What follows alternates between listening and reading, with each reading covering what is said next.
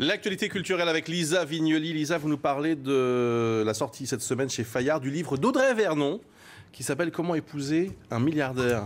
Oui, et ce livre, c'est la version papier d'un spectacle qu'elle joue au théâtre depuis 5 ans et un peu partout en France. Et la couverture, c'est d'ailleurs l'affiche du spectacle. Tout est là pour évoquer un stand-up comique sur le déboire amoureux d'une jeune trentenaire vénale. Rose bonbon, joli minois et titre pas du tout féministe. Mais si vous espérez découvrir Gad Elmaleh en petite robe, c'est raté. Audrey Vernon, c'est plutôt la fille cachée de l'économiste Thomas Piketty et de la figure du front de gauche, Clémentine Autain. D'accord.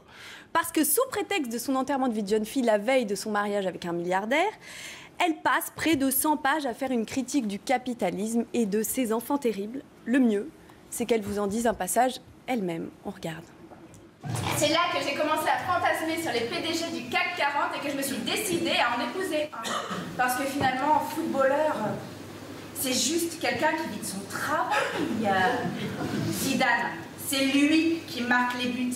C'est pas un petit Chinois qui court à sa place. Alors que PDG, ça vit du travail des autres, des bénéfices, des dividendes, et puis c'est un métier honnête. Tu fais travailler des gens, c'est sympa, ça leur fait des petits sous. Et puis toi, derrière, tu fais ta marge. De toute façon, je réfléchis. Soit tu travailles pour eux, soit tu achètes leurs produits. Alors autant se marier avec. Oui, donc bien sûr on rit comme vous pouvez le voir, mais ici c'est aussi grincement de dents chez les grands patrons. Les personnages principaux s'appellent Steve Jobs, Carlos Slim, qui est à la tête du plus grand groupe de télécommunications du Mexique, ou encore l'homme d'affaires américain Warren Buffett. Et ils font partie du cercle très fermé des milliardaires du monde entier, et ils en prennent tous pour leur grade chez Audrey Vernon. Sous son air angélique, elle a décortiqué leurs habitudes, et leur façon de vivre, leurs bénéfices et leurs stock options. D'ailleurs, à force d'apprendre le classement des hommes les plus riches du monde chaque année dans le magazine Forbes, elle a vu leur nombre grossir. Quand elle a commencé son spectacle il y a 5 ans, ils étaient 793, et alors qu'elle publie son livre aujourd'hui, ils sont 1826. Peut-être un peu grâce à elle d'ailleurs, on ne sait jamais. Peut-être un peu grâce à elle, exactement. D'ailleurs, je la cite, ouais. Ce seraient des animaux, ce serait une espèce protégée, c'est pour ça qu'on n'a pas le droit de les tuer pour leur fourrure.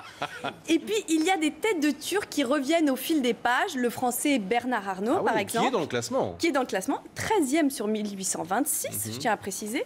Par exemple, qu'elle n'hésite pas à nommer à plusieurs reprises, je la cite encore, Bernard, son argent, il ne peut pas le dépenser parce qu'il se le redonne à lui-même. Il va chez Carrefour, il se redonne, il va au bon marché, il se redonne, Dior, Vuitton, Sephora, Gallimard, Château d'Yquem, il se redonne. C'est un cercle vicieux, il ne peut pas s'en débarrasser. Voilà, ce serait presque instructif. Alors le livre est aux éditions Fayard, ça s'appelle Comment épouser un milliardaire, la version papier donc du spectacle de Audrey Vernon. Exactement, et sachez qu'il n'y a pas de version numérique parce qu'Audrey Vernon a refusé d'enrichir Apple et Amazon. Allez, voilà. Merci beaucoup Lisa. Merci.